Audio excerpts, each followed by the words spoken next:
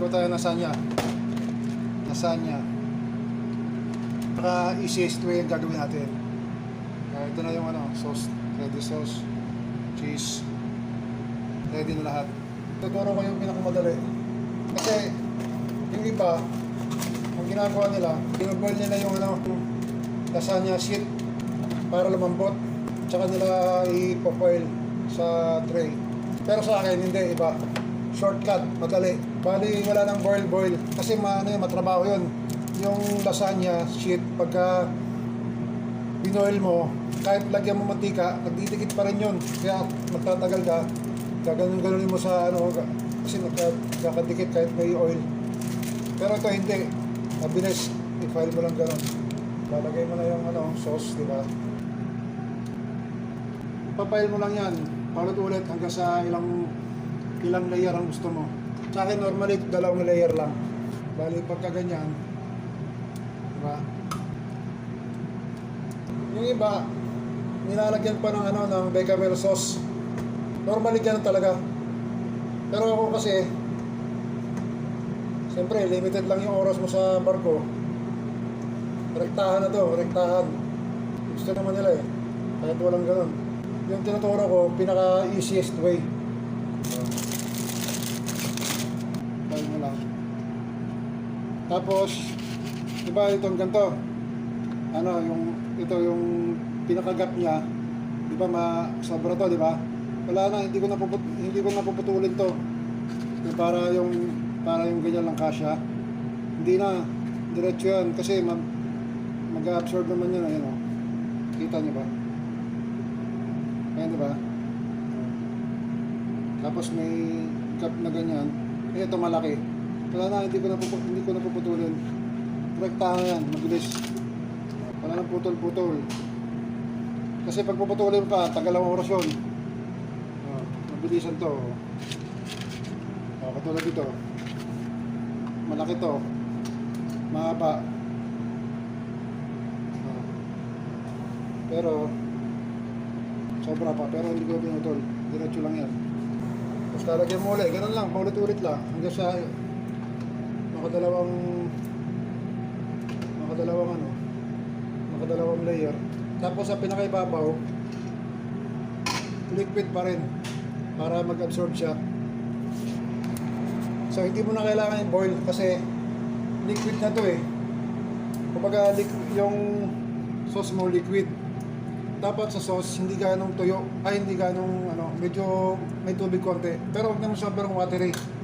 Kasi pag sobrang watery, pagkaluto niyan, malabsak.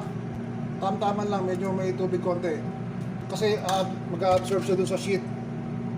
Tapos pagkaluto niya, maganda yung luto, hindi siya malambot. Kasi pag sinandok mong ganon, lalo yun sa binoil mo, pag sinandok mong ganon, pag yung sauce mo medyo may tubig, sobrang lambot nun, durog-durog, pag sinandok mong ganon, hindi mo masandok dahil malambot, magdudurog. Pero dapat sa mga ganon, pag yung gusto mo i-boil, gusto mo i-boil yung sheet, pwede na naman. Pero dapat yung sauce mo dry. Yung almost dry, pero hindi naman dry na dry. Bakit naman yung dry? Pwede rin yun, yung ibo-boil mo sheet, malambot. Pero dahil sa hindi na siya kumbaga medyo malambot na siya, kailangan dapat yung sauce medyo tuyo na, kumbaga para katamtama lang din yung hindi siya malambot. Pero yun nga, matagal yun, matrabaho yun. Tapos ito, diba hindi ko nalalagyan ng bechamel sauce kasi ito na nga, rektahan. Okay naman din yan. Tapos lalagyan mo ng cheese yan. Pero hindi ko pa lalagyan ng cheese yan kasi i-bake ko yan muna para maluto yung sheet, yung lasagna sheet. Kasi mag-absorb yung liquid, yung itong sauce. Ngayon, pag nilagyan mo agad ng cheese yan, kasi let's say mga 1 oras yan or mga 15 minutes bago maluto or 1 oras approximately. Pag nilagyan mo na agad ng cheese, sa tagal ng mga 1 oras, yung cheese nasusunog na, nangingitim. So mangyayari dapat, lulutuin mo muna siya Tapos pagka luto na yung ano, tusukin mo ng stick. Pag ganun mo, lumaw na yung stick mo, luto na yung lasagna. Tsaka mo lalagyan ng keso. Tapos ilulutuin mo, let's say mga 5 minutes or 4 minutes ganun para just to melt the cheese. Or konting medyo brown konti, mga 6 minutes ganun para medyo brownish konti yung keso. Napaluto natin ng foil para steam, hindi tumakas yung ano niya, init. Saka hindi mag-burn yung sauce, hindi mangingitin. Maganda na yung luto, hindi pa mangingitin yung kasi siyempre yung init, lulutuin niya yung shit, tapos isalang ko lang. Nilabas ko na sa oven. Tingnan natin kung malambot na yung lasagna. Tusukin natin. Malambot na, okay na. Tapos ngayon, lagyan natin ng keso. Ayan, may keso na. Sasalang natin sa oven ulit, mga 6 minutes. Pero nakita nyo kanina yung yung bago wala pang keso, di ba? Hindi siya di ba? Hindi siya burn. Kumbaga tama lang yung pagkaluto niya, hindi siya maitim. Okay, babalik natin sa oven after 6 minutes. Luto na yung lasagna. Pero mamaya pa natin hiwain kasi pag bagong alis lang sa oven, sobrang init, malambot yan. Pag sinantok mo ng siyanse, madudurog.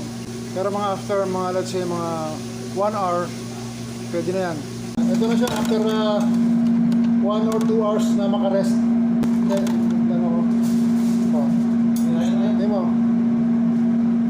After 1 or 2 hours na makapag-rest, ito na yung tsura niya.